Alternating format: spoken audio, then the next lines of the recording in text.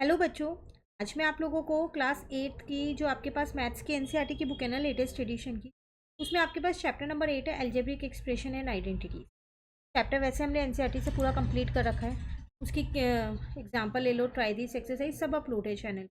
आज मैं आपको उसकी केस स्टडी के 2 क्वेश्चन यहाँ कराने वाली हूँ। आप लोगों को पता है कि केस स्टडी अब हर बार एग्जाम में आती ही आती है, किसी भी चैप्टर की आ सकती है। तो जो चैप्टर नंबर 1 to 7 है ना, उनकी केस स्टडी ऑलरेडी चैनल पे अपलोड है। तो आज हम चैप्टर 8 की करते हैं। देखिए, इसमें आपसे क्या कह रहे हैं, आपको कुछ अलजेब्रिक एक्सप्रेशंस दे रखे हैं क्वेश्चन नंबर 1 में। अब उससे रिलेटेड क्वेश्चन क्या पूछा गया, right the like terms given in the expression. इसमें जो लाइक टर्म्स है वो बतानी है। तो लाइक टर्म्स वो होती है ना जिनके वेरिएबल्स सेम होते हैं, है ना। तो अगर हम अपना ऑप्शन नंबर ए देखें तो ये नहीं होगा कि यहाँ पर वाई के ऊपर स्क्वायर नहीं और यहाँ पर है। ऑप्शन नंबर बी देखें तो ये होगा। देखो, मुझे नंबर से कोई फ़र्क नहीं पड़ता, 5/6 हो, 15 हो, कोई भी नंबर हो सकता है। बट मेन है कि जो ये वेरिएबल्स हैं ये सेम होने चाहिए। तो किसी और ऑप्शन में ये सेम नहीं है, सिर्फ बी में ही है ना। तो ये मेरी हो गई लाइक टर्म्स। तो लाइक टर्म्स होती ही वही हैं जिनके वेरिएबल्स सेम होते हैं। क्लियर। नेक्स्ट में कह रहे हैं which is the constant term. अब आप बताओ कांस्टेंट टर्म है कौन सी। तो अगर आप अपने पहले ऊपर के क्वेश्चन देखो, इसमें इसमें कांस्टेंट टर्म मुझे एक ही दिख रही है, -11/3, है ना। इसी पे बेस्ड है ये क्वेश्चन, आप ये मत सोचना वैसे तो ये सारी ही कांस्टेंट टर्म है। पर जो आपको केस स्टडी का क्वेश्चन दिया उसमें आपके पास ये वाली कांस्टेंट टर्म। क्लियर। नेक्स्ट में आपसे क्या कह रहे हैं, what is the coefficient of x y square in the term. इसका कॉफिशिएंट आपको बताना है कि क्या होगा। देखो, यहाँ पर एक्स के ऊपर स्क्वायर नहीं है, तो आप इसको ये लिख सकते हो ना। बात तो एक ही है, एक्स इंटू एक्स करोगे एक्स स्क्वायर ही तो आएगा। तो अब इसका कॉफिशिएंट आपके पास देखो ये आ गया, -5/6 इंटू में एक्स आ गया ना। तो ये आपका यहाँ पर आंसर हो गया। क्लियर है। चलिए, अभी एक और केस स्टडी है इसी चैप्टर से रिलेटेड।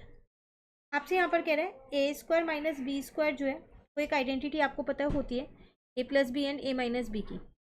अब इसी आइडेंटिटी पे बेस्ड आपको यहाँ पर कुछ क्वेश्चंस दे दिए गए हैं।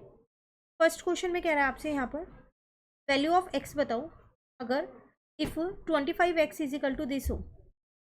आपको दे रखा है 25x इजिकल टू 536 का स्क्वायर माइनस 136 का स्क्वायर। ठीक है, हम इसमें ये वाली आइडेंटिटी लगाते हैं, ए प्लस बी और ए माइनस बी की।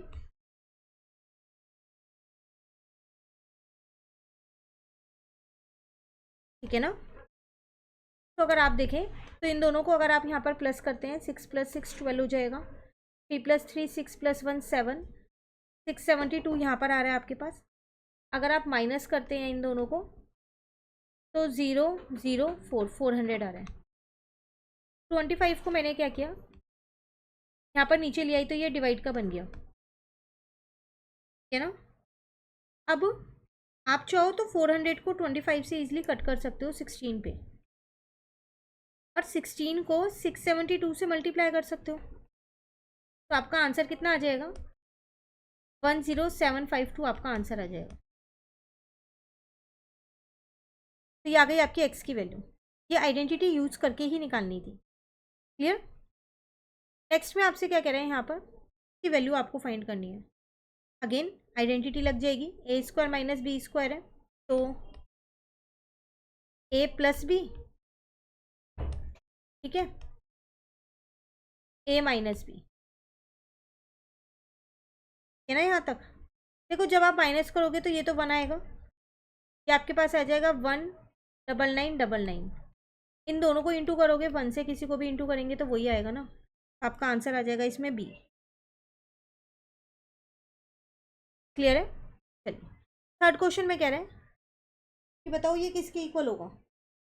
अगेन आपको यहाँ पर वैल्यू ही निकालनी है, तो लेकिन आप इसमें आइडेंटिटी कैसे लगाओगे, प्लस माइनस दोनों है तो आप इन्हें थोड़ा रीअरेंज कर लो। तो मैंने ये वाला नंबर और ये वाला नंबर एक साथ ले लिया, साइन को एक साथ ही रखा, प्लस 9000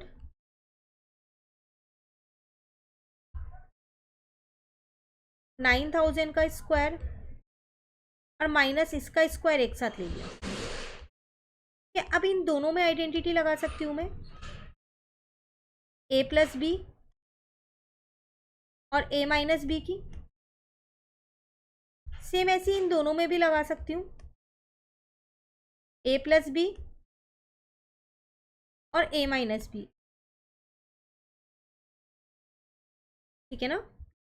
तो जब आप इन दोनों को प्लस करोगे तो 7,999, माइनस करोगे तो 1 आएगा। इन दोनों को प्लस करोगे तो 17,999, और यहाँ पर आपके पास क्या आ जाएगा, 1 आएगा। माइनस करने पे 1 ही आ रहा है। 1 से इंटू करोगे तो वही नंबर ही आता है। तो इसका मतलब 7,999 प्लस 17,999 आया। अब इन दोनों को आप प्लस कर दो तो 25,998 आपका आंसर। क्लियर है। तो ये 2 केस स्टडी थी हमारे पास इस चैप्टर की, और कोई केस स्टडी होगी तो वो भी जल्द ही चैनल पे अपलोड हो जाएगी, पर आप इन 2 को अच्छे से करके जाइएगा और बाकी की चैप्टर्स की भी कर लीजिएगा। कहीं भी दिक्कत लगे आप कमेंट करके पूछ सकते हैं। वीडियो अच्छी लगे आप इसे लाइक ज़रूर करना, फ्रेंड्स के साथ भी इन वीडियोज़ को ज़रूर शेयर कीजिए। Thank you.